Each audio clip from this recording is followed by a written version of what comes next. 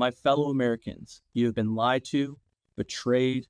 Your government is failing you. Our government has entered in an unprovoked war against Iran for no benefit but a certain country. As an American, I feel lied to. I feel betrayed. I feel that Americans are dying, that we are wasting ammo, that the Epstein files are out and people are not being prosecuted for the atrocities, for raping children, for eating children, for trafficking children. And the majority of Americans are just sitting still, doing nothing. If Americans don't wake up to this, if we don't wake up to just bombing a country, potentially starting World War III, the trafficking and eating of children, can any person honestly say, hey, I'm a good morally straight person? The values and the things that I'm willing to protest, the things that I give a shit about, yeah, that's more important, right? My right to fight for fucking whatever gosh darn thing you believe, but you're not willing to stand up for this. You're okay with your government bombing another nation into World War III. You're okay with your politicians, with your celebrities, with your musicians trafficking children. I am beyond fed up. I am embarrassed. I don't see right now how we are not the villains of the world. And if we, the people, do not do something about this, then we are as complicit and guilty as all the atrocities being committed by our leaders. All right, so welcome back to another episode of the Daily Trump. I am not okay. Everything that's happened on the news, I know we haven't did a podcast in 6 weeks. It is just, I don't know, I'm deeply upset by everything. I'm still processing everything. And from everything I'm reading, it's dude, I don't know how we're not the bad guys. I don't know if we want to talk Iran first. We want to talk the Epstein files, because that's now in the back burner because war is all the rage. And it's like, oh, it's pretty freaking convenient timing. CK, like, what's worse going, the potential for World War III or these Epstein files? It's one and the same, right? They're all it's two sides of the same coin. We had the Board of Peace established. 4 days after the Board of Peace is established, we start one of the most consequential wars in our lifetime. In the midst of the Epstein files and potentially Trump. I think I saw today Trump on a yacht watching child sacrifice and cannibalism. We had, I mean, all of it is despicable. How could you possibly, as an American, how could we ever even justify a war anymore? What evil would we stand to uproot that's more evil than the people in the White House or the halls of Congress? How could you possibly say, how dare you, Xi Jinping? How dare you, Vladimir Putin? How are those people, like objectively, how are either of them more evil than the people in office in our federal and legislative government? We've been betrayed, and it's that simple. Our leaders, the people in office right now that are calling the shots, whether it's the Secretary of War, the President, the VP, you name it. All right, let's be incredibly objective right now. There's no bias. One thing I think we can confidently say on this podcast is we have tried to be as unbiased as possible. And if you remember, if you were listening to this podcast a year ago, we were on the Trump train. The first 6 months of his presidency, we were arguing, hey, is this the greatest 6 months of any presidency outside of him not releasing the files and outside of not budgeting the balance correctly and still having debt? We were like, wow, objectively, phenomenal presidency. Then something happened over the summer. And then we bombed Iran the first time, and it feels like every single month it is getting worse and worse and worse and worse. And I actually believe, and I think I can tie this historically too, that the attack in Iran 12, 13 days ago is the worst strategic move since Japan bombed Pearl Harbor, since Nazi Germany invaded the Soviet Union, or since Russia invaded Ukraine. Strategically, this might be the dumbest fucking thing this country has done in definitely my lifetime, probably the last 100, 200 years or ever. Tactically, great. We're fantastic at dropping bombs. We're great at finding targets. You know, we can shoot down anyone's Navy because we have the biggest Navy in the world. Awesome. Strategically, BG, this makes no sense. Like, how is there any strategic sense to this? And if you give me, oh, we're hurting Chinese ally and we're hurting the world's oil supply, that is the dumbest shit I've ever heard. And ethically, right? Sure. What was the justification for starting the war? Was the justification because Israel was going to do it? Because then Israel should be the people we're starting a war with. What was the justification? I have no idea. What was the justification for sending a tomahawk to blow up an elementary school? Then they moved the students, evacuated the students, moved them to a different building, and then we sent a second tomahawk to hit that building. What was the justification there? I don't know. There wasn't, and it's like saying like, oh, a month ago the Iranian people were trying to overthrow their government because their government's evil and the Ayatollah's evil, and they killed anywhere from 20,000, 50,000 people. Hey, guess what? Everyone listening, no one is arguing that the Ayatollah was not a bad human being that killed his own people. But the problem is when you start killing them, check out, it rallies the people. So if we were ever going to have a pro-Western Iran, you just kick that thing down the curve 250 years. That is not happening in our lifetimes, and it's not happening in the next. You have rallied that entire country to hate America, to hate the West, when they were so close to coming over to the Western side, from overthrowing their own dictatorship type of government. Instead, you killed off an 80-year-old man, you made him a martyr. Good for you. That was dumb as shit. And now you just convinced the entire country to rally together, fight us, because they're fighting for their life. Any single day they can die. They're fighting for every single breath they can take right now. On a scale of 1 to Satan 2, who's more evil than the people in the Epstein files? I think Sure. the Ayatollah is to the left of our politicians. Secondly, yeah, to your point, General McChrystal called it terrorist math, right? If I kill one daughter in a drone strike, I just radicalized an uncle, two brothers, and a father. So for every single unjust life, we just created 4 for the cause against us. Yeah, and there was no threat to America. Like, this is what I don't understand. If anyone's watching Fox News and trying to drink that propaganda, there was no threat to America. Check it out. They don't have nukes. They don't exist. This isn't 2003 Iraq where we thought they had nukes and they don't. That's not a thing. Also, they don't have any missiles that can reach America anyways. They can only reach one country, and that's why we got dragged into this. We are a puppet state right now. How embarrassing. The greatest country to ever exist is a puppet for another nation. Wild. What you got, BG? Yeah, we've been hogging the mic for the first 7 minutes so far. Yeah, I think at this point, the majority of Americans would say this has definitely been a betrayal by the Trump administration.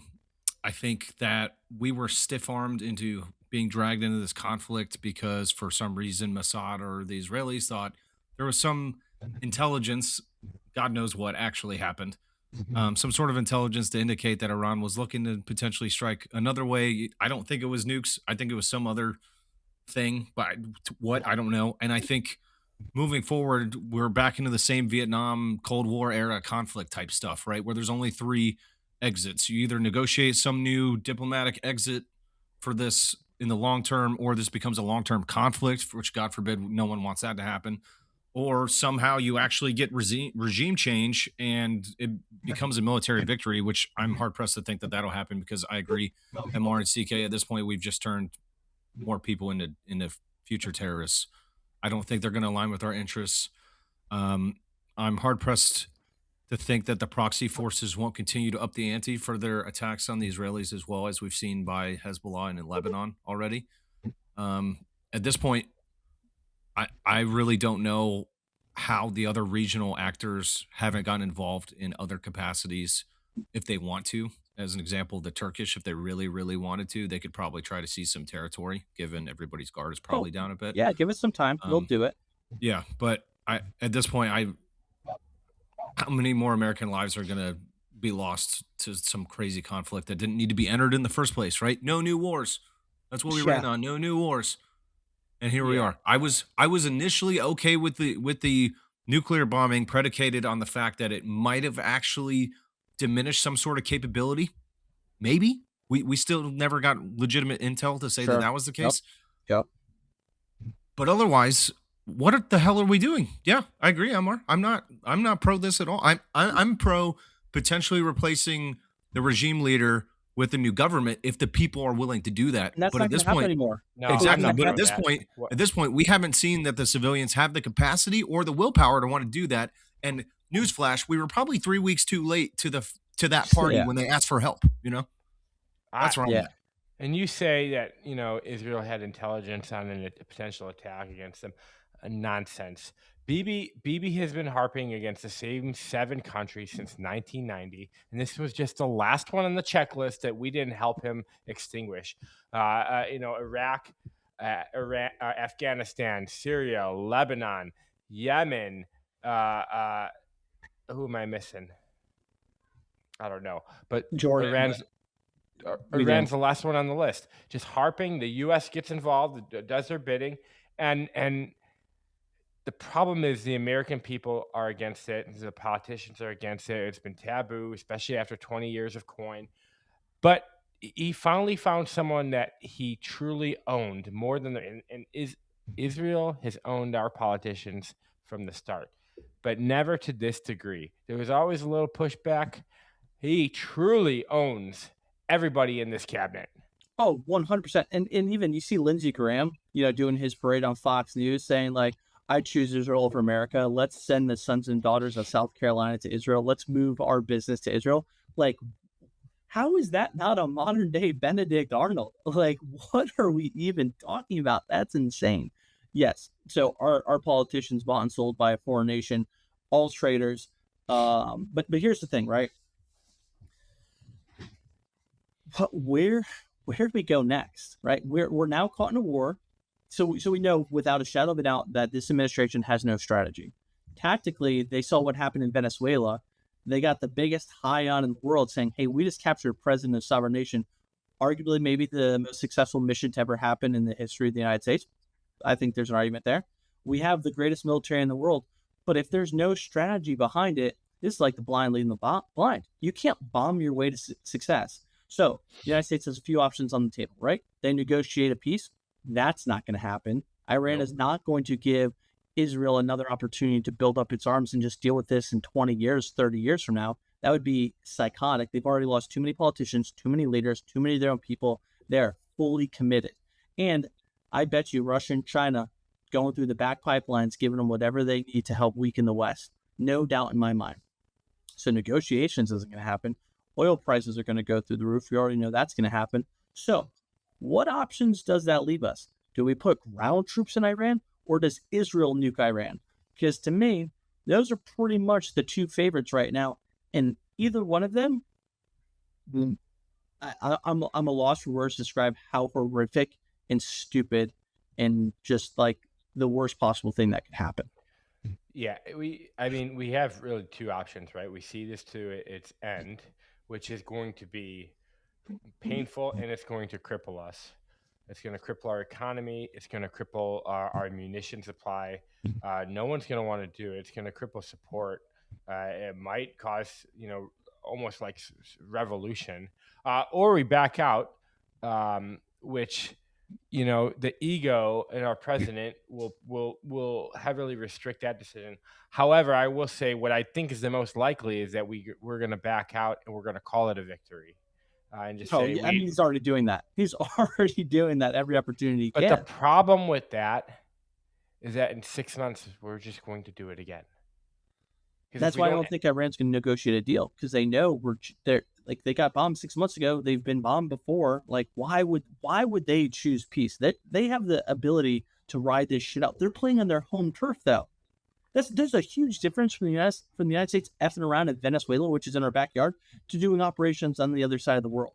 In the most, could you argue, geographically the most secured country in the world?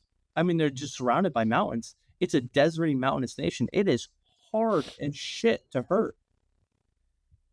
I think the big difference between Venezuela and Iran is just the fact that we cut off the head of the dragon in Venezuela and it was over, right? There was no will to fight among the people. We killed the head and 40 of the top people and the initial strike in Iran, and all of them said, we're going to get you for that. Yeah, we killed their pope, version of the pope. Yeah, so it's like Venezuela was a dragon, right? We cut off the head, over. Iran's a fucking hydra, okay? We cut off the head and 3 grew back.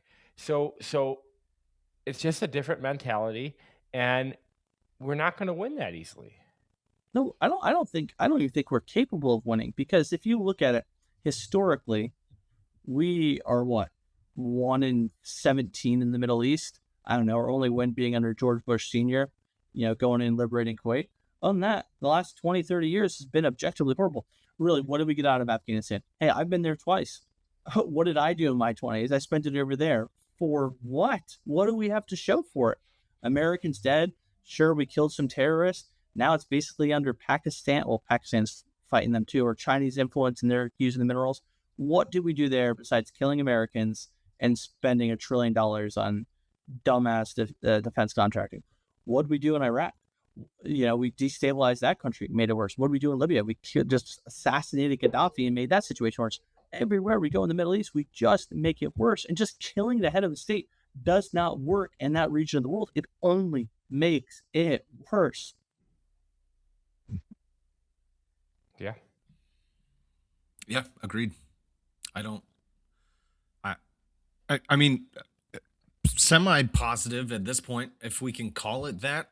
Oil prices right now, they did spike as high as 116, which is roughly equivalent to what happened under the Biden administration, and Biden didn't effectively do anything around the world.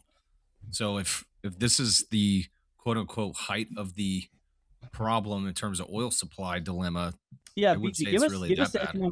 give us the economic breakdown, right? So Iran's big thing is they're attacking their Arab neighbors to disrupt oil, which is essentially what they're attacking, and saying, "Hey, don't side with American Israel," and they're trying to shut down the strait. So what can we expect from an economic standpoint? How is it going to hurt the Americans' economy? So the Strait, so the Strait of Hormuz, 20% of the entire world's oil supply flows through the Strait of Hormuz, because it has one of the largest areas in the world between Iraq, Kuwait, Saudi, Oman, UAE, Bahrain, and Qatar to refine oil. So when oil is refined, you can create different petroleum products. So your keyboard, mouse, your cell phone, things that are used in computer chips, natural gas, oil, any sort of jet fuel, any sort of fuel used for your car, any sort of other type of products, even medications are refined through crude oil and then used around the world to manufacture any sort of product you could possibly think of.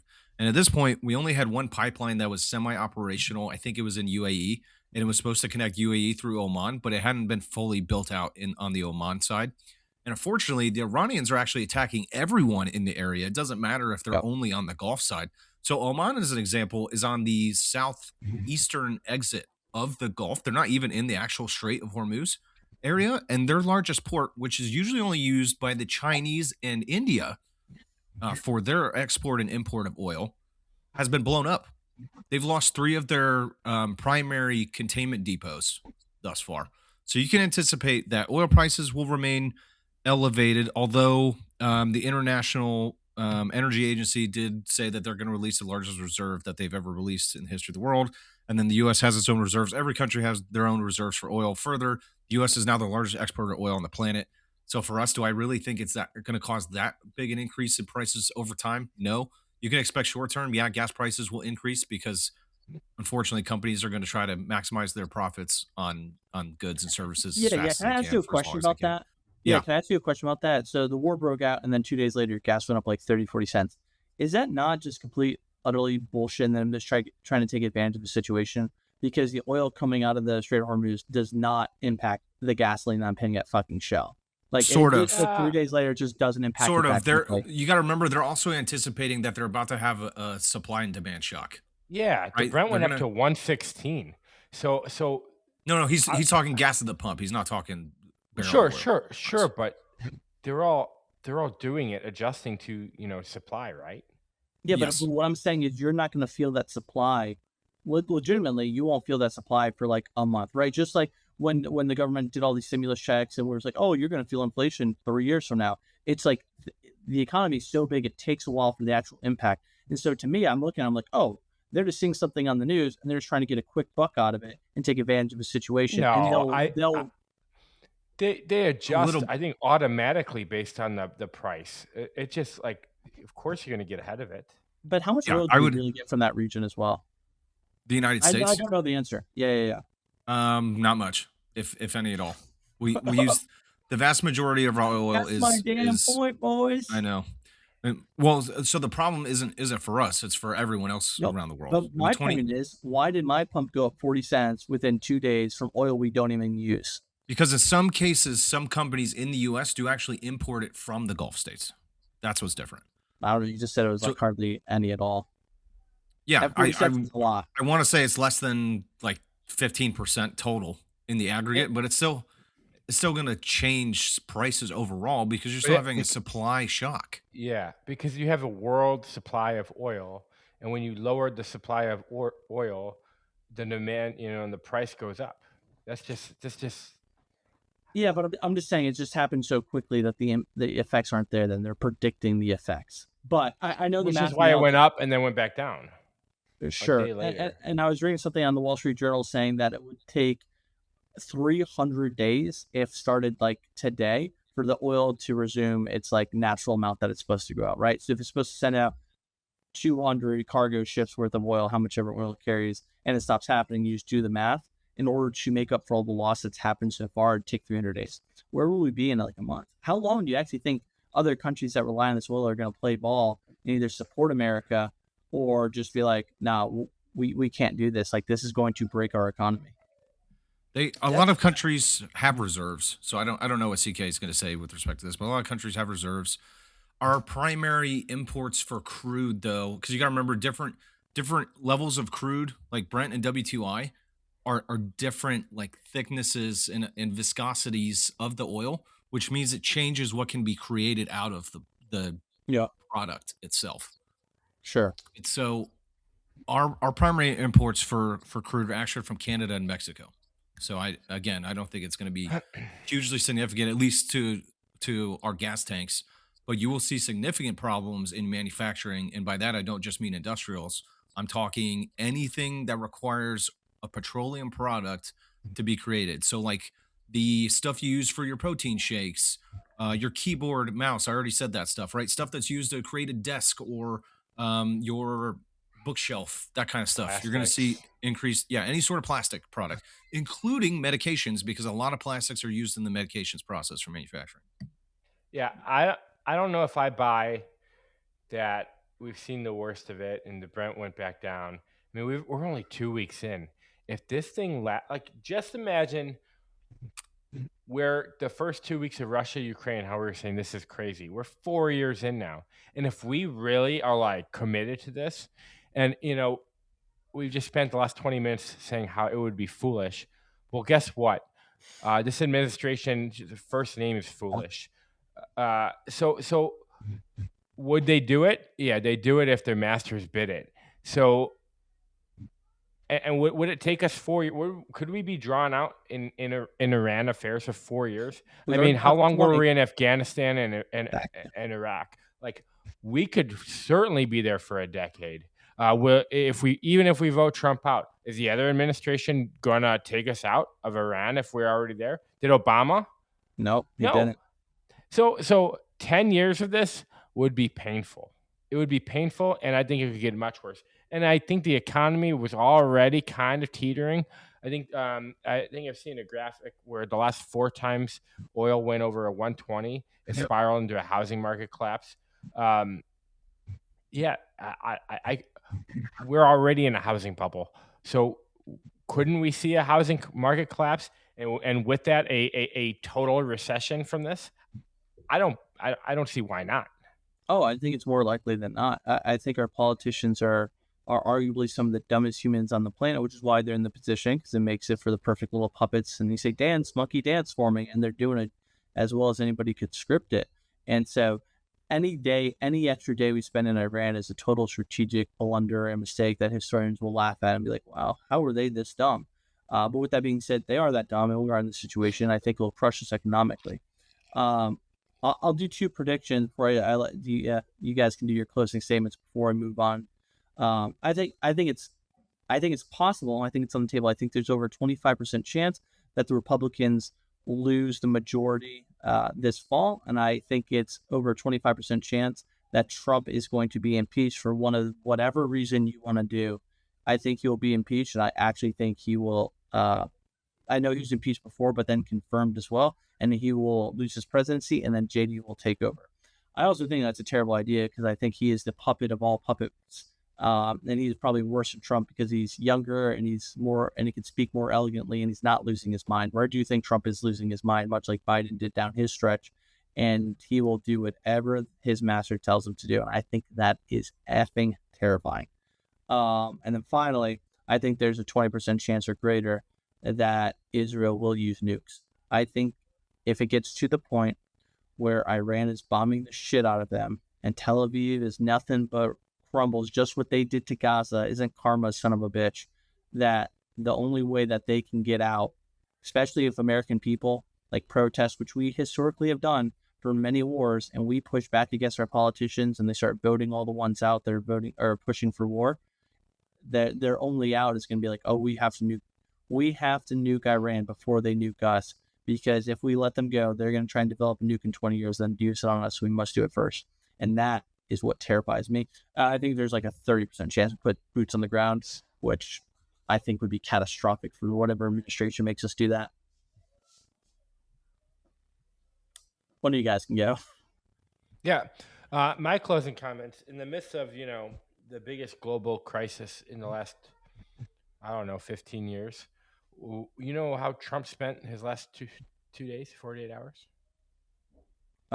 Wasn't he like golfing or something? Golfing or on a yacht? He was in Kentucky campaigning against Thomas Massey, right. trying to get him primaried. Probably the only probably the only Republican who is actually like have conservative values, who's against, forever wars, who's for fiscal responsibility, who brought the Epstein files to light. Naturally, that's public enemy number one. So we can't have one congressman who speaks the truth, speaks truth to power. One is too much, which is why they're trying to get rid of him. He might be the only one. Legitimately, I don't care if you're listening to this podcast, you're in the left or the right. He might be the only good congressman or women out of all of them. And that's terrifying. All right, BG, what do you want to say on Iran before we turn it over to the Epstein file? Give CK the reins to let him do his rant. Yeah, so let me just talk quickly. Economic winners and losers, BG's take, short-term, long-term. So I think I'm going to be pessimistic and say that this conflict goes on longer than to the summertime, which most forecasts that I was reading from JP Morgan and Goldman had said everything normalizes by summertime. So then you could see price of oil come back down to around 80-ish dollars a barrel. I don't see that happening. I think it's going to stay around 100, even possibly go as high as 150, but ultimately stay elevated. In doing so, it's going to cause different inflation and growth pressures around the globe. So, MR, to your point about gasoline, we saw about a 20% spike across the average in the U.S., which is significant. That brings us back to price levels that we saw back in 2024, early 2024. I would caution people on the podcast to not freak out because it's still not as high as it was back during the Biden administration in 2022, where our average price of unleaded gas across the country was $4.70. So we're still not that high. We're still off $1.10. So we have a little breathing room. It's not going to be great for us over time, long term, but hey, just bear with me. We'll be okay. The U.S. is better positioned than a lot of other countries to deal with an oil shock specifically. Who are the losers? Biggest loser by far, Italy. Their prices are probably going to spike close to, I would say, on average for all goods and services, probably 1.5%. The rest of the Eurozone, probably over half a percentage point. Even our friends and allies, Mexico, stuff like that, they'll probably see prices increase around that level as well. We will likely only see inflationary price pressures go as high as, I would estimate, probably 2 percentage points, maybe 3, 4 if it goes on longer than I'm anticipating. In terms of other losers and winners, Russia is a huge winner for this. Russian crude is back in demand around the globe, even with U.S. sanctions. Yeah. So congrats to the Russians that can continue pushing on in Ukraine. And then our good buddies, the Chinese, they probably look to see their growth decline probably by 0.2 percentage points, probably in line with us. But the Italians and everyone else in Europe, they're going to get slammed. They'll probably lose, half a percentage point of growth over time over this year. So those are BG's winners and losers, short, long term.